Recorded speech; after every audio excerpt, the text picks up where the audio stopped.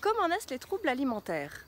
Bienvenue les amis, bienvenue sur la chaîne LP Nutrition, la chaîne où l'on traite de tous les aspects de l'alimentation, tous les aspects liés à la nourriture et à votre rapport à la nourriture.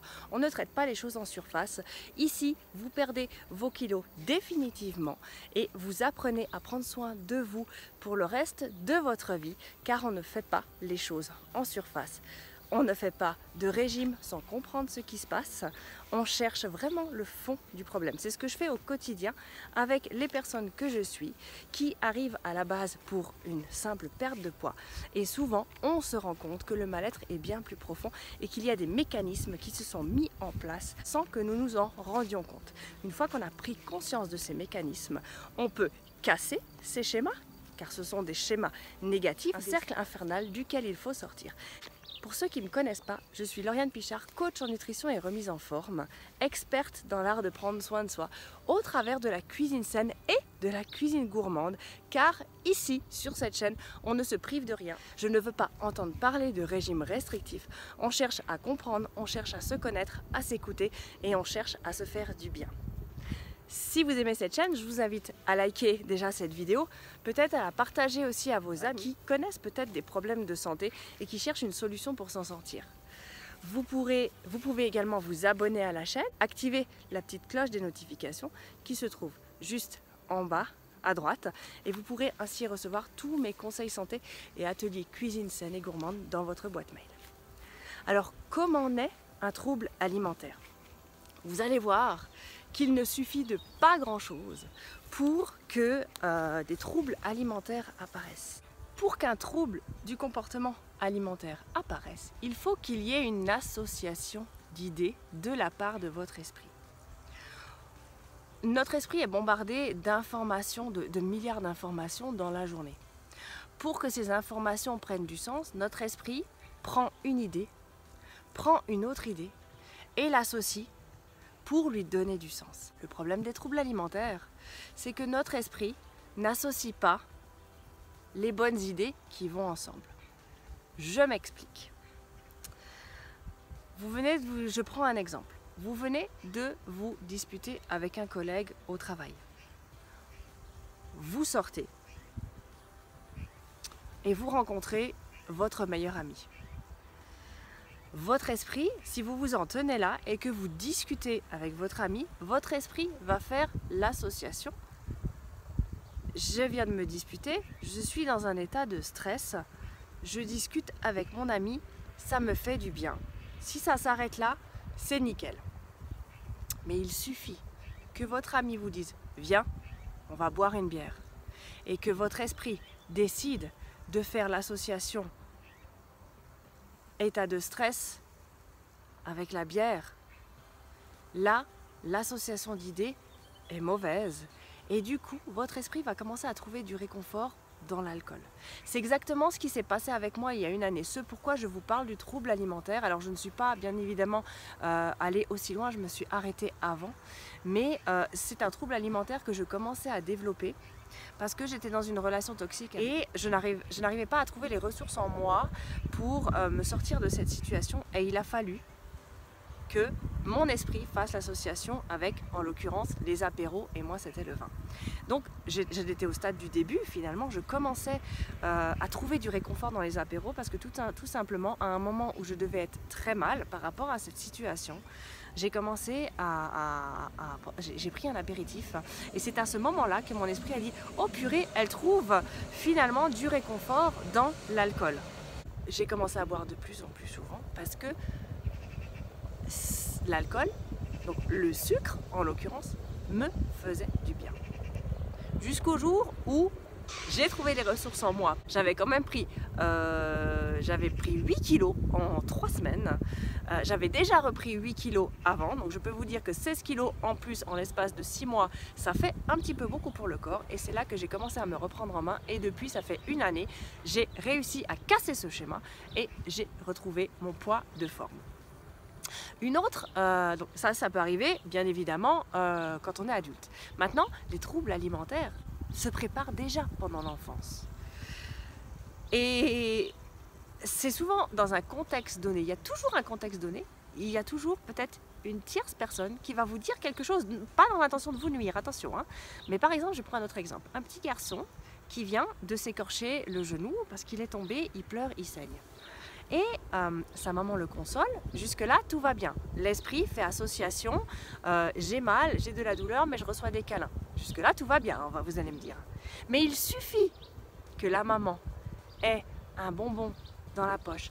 Et dans l'esprit bien évidemment de bienveillance, de vouloir bien faire, elle tend ce bonbon à son enfant en disant « Tiens, ça va te consoler ». L'esprit a donc le choix de faire association câlin, association sucre. Donc peine câlin ou peine sucre. Le problème, c'est que le sucre est une drogue. Donc forcément, il va être plus fort que les câlins. Et donc, l'esprit va dire « Ok, j'ai de la peine, on me donne du sucre, ça me fait du bien, super, ça me fait sortir de mon état de peine, ok, on va continuer comme ça. » Et c'est comme ça que les troubles alimentaires, les troubles du comportement alimentaire apparaissent, et notamment vos compulsions alimentaires. Tout est lié à l'émotion. Tout est lié à l'émotion et à l'association que l'esprit va faire à ce moment-là, dans ce contexte donné. Et si ça, vous en avez conscience, vous pouvez tout à fait casser ce schéma en disant, quand vous sentez que vous avez ce besoin irrépressible d'aller dans le placard, parce que vous venez vous disputer avec votre mère, là, vous pouvez prendre conscience du mécanisme en disant non, je vais casser cette association, je vais plutôt aller me promener. Il faut bien être conscient que ça, les troubles alimentaires comme ça, quand ils ne sont pas poussés aussi loin que, bien évidemment, les cas d'anorexie ou de boulimie, où là, il y a vraiment un gros travail de psychologie à faire, vous pouvez vous en sortir avec un minimum d'aide, bien évidemment, parce que c'est quand même pas évident de se sortir de ce schéma, surtout quand il est ancré depuis des années.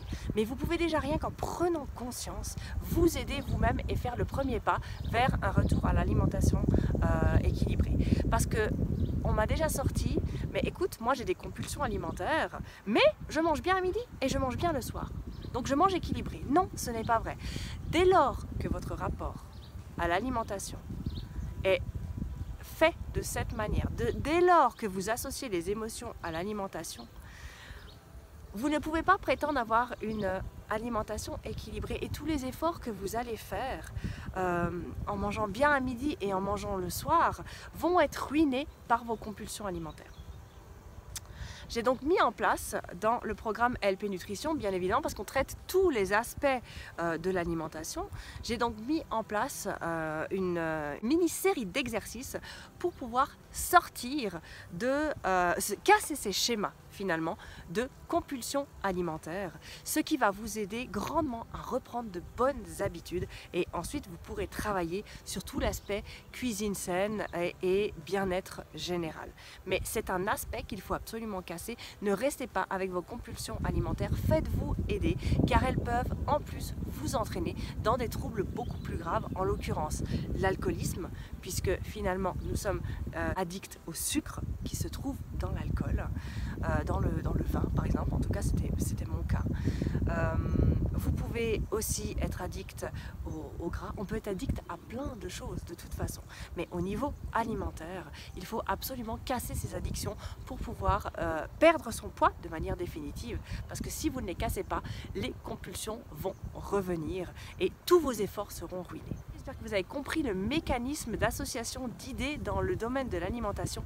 Dès lors, la nourriture est là uniquement, la nourriture, sa fonction première, attention, hein, est là pour faire fonctionner votre organisme, je le répète et je le répéterai encore, dans votre milieu naturel, pour assurer votre survie et votre reproduction, si on parle de l'espèce humaine, mais c'est sa fonction première, il ne faut jamais la perdre de vue. Évidemment, l'alimentation est associée à beaucoup de valeurs culturelles, sociales et tout. Il faut absolument garder ça, il faut absolument garder l'association de la nourriture avec des émotions positives. Mais à partir du moment où les émotions sont négatives et qu'elles s'insinuent entre votre rapport nourriture et instinct de survie, là, vous pouvez développer un trouble du comportement alimentaire qui peut vous emmener vers une prise de poids considérable. Cette vidéo est maintenant terminée. Je vous laisse réfléchir sur le sujet. Si vous avez besoin de vous faire aider, si vous êtes dans ce cercle infernal, que vous n'arrivez pas à vous en sortir, que ça fait des années que vous faites des régimes et que vous perdez, que vous reprenez du poids, vous perdez par exemple 10 kilos, vous en reprenez 15, vous êtes dans le cercle infernal de l'alimentation, faites-vous aider. Je dirais, je peux vous venir en aide. Nous pouvons travailler ensemble pour que vous retrouviez votre poids de forme et votre bien-être intérieur. Loin de tous ces troubles, vous accéderez à la liberté alimentaire. Vous n'aurez plus besoin de calculer quoi que ce soit, vous n'aurez plus besoin de faire de régime.